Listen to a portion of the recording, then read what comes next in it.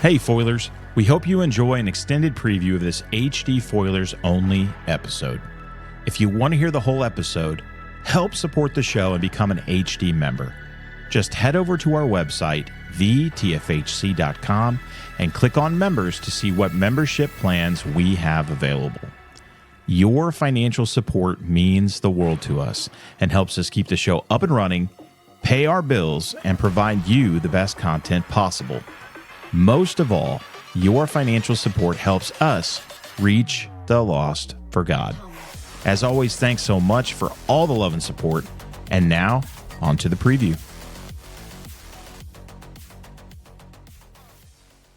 Here we are at last, gazing upon the mortal remains of the great boat that Noah and his family rowed to safety.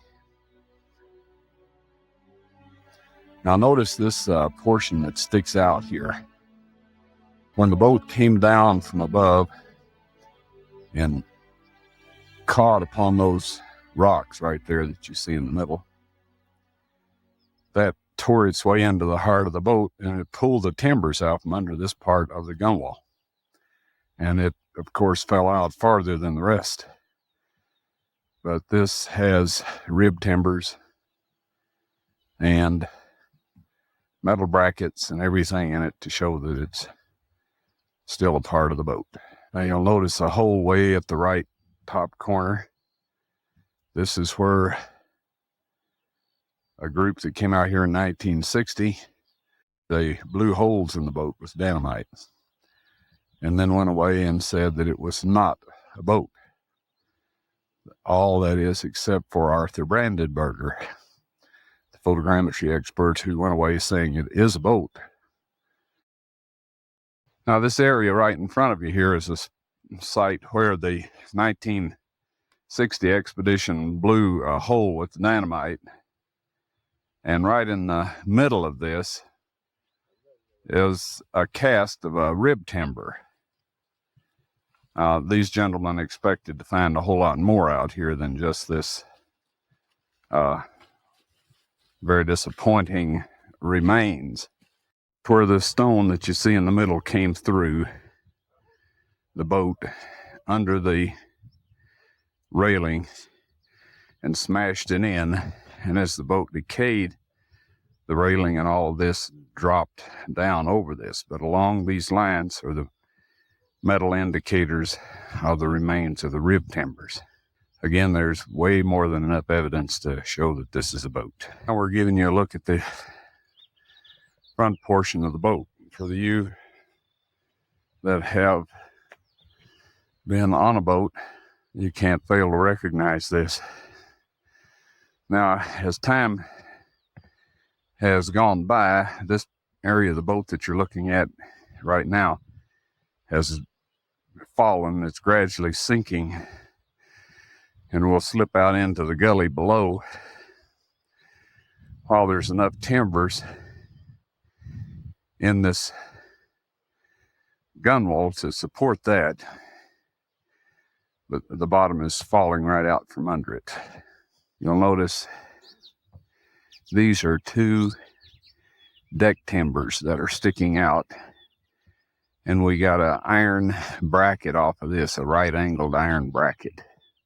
Now we're uncertain as to whether these are cast or petrified timbers, but they are at equal intervals, and right opposite them on the other wall are their counterparts. We'll focus in on four of the rib timbers. This area was fractured during the earthquake. We measured the casts that were left and have the dimensions on it, but you can see where the softer material inside the cast eroded down. And with this, we leave the boat. Appears to have been Noah's home at some point after he left the ark. This house had an extremely thick wall, and the windows were such that on the outside there was kind of a small opening that, say, a wild animal could not have gotten through. But on the inside, there was a very large opening, and the window casing was at quite an angle. That way, the little bit of light that entered the hole would be spread throughout the room. Do you get the picture on that? Mm-hmm. So that's something that I had never seen before until I saw this. And that made me wonder if perhaps that design was built into the ark in some manner to lighting the ark up, if they didn't use some technique like that. A small hole so not much water could get in, but then have it angled on the inside so that the light was spread over a large area. Now then, right off in this area were 2 grave markers, and we have those on film at home. I took them in 1977. Now, we made a little booklet and made sketches of all these things.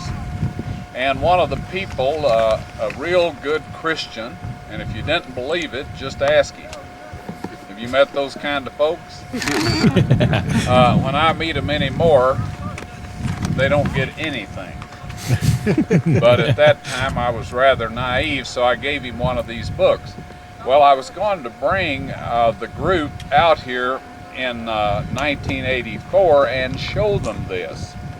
We got down to another village where there was some old millstones, and I showed them that first. While I was showing them that, I saw this guy off with my sketch of the grave markers, showing them to one of the villagers to see if he knew where they were located. At that point in time, I decided that we didn't have time to get out here to see this place. But he persisted, and finally he found somebody that knew where this was, paid them $400 to dig up Mrs. Noah's grave.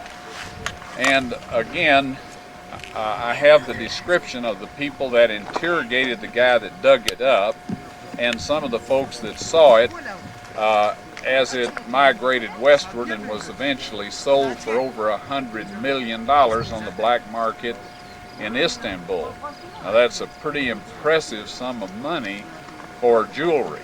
I was told that she had a head dressing of some sort that was made of gold, necklaces, bracelets, but the main thing that she had was some sort of a large bodice that was solid gold and encrusted with many gemstones. And as it turns out, like I said up on the mountain, the only way you're going to get to see that is if you get to heaven, and I assume we'll get a replay of all of this.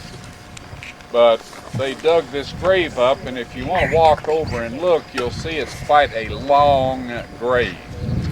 There was a sarcophagus appeared in Ankara about that time that was 18 feet in length. And it's huge. Now it's a big girl. Hey, Foilers, we hope you enjoyed that preview of one of our HD Foilers only episodes. If you want to listen to the full episode, head over to our website, thetfhc.com, and click on Members to sign up. We have several different membership levels for you to choose from and great perks for each level of membership. In addition to becoming a member of the show, there are 3 other ways that you can help support the show. If you're feeling charitable and want to donate to the cause, you can scroll down the members page a bit and hit the donation link to give a financial gift to the show. You can also head over to our merch store and pick up some awesome swag and show all your friends and family just how much you love the show. You can help support both us and our guests by heading over to our guest page and buying our guest books via our affiliate links. This helps support not only our guests, but also the show, as a small portion of the proceeds comes out of Amazon's end of the sale and back to the show. Finally, you can help support the show by liking, subscribing, following, and sharing on all of our social media platforms, and help spread the word about the foil. Whatever method you choose, we can't thank you enough for all the love and support in our mission to grow the show and reach the lost for God.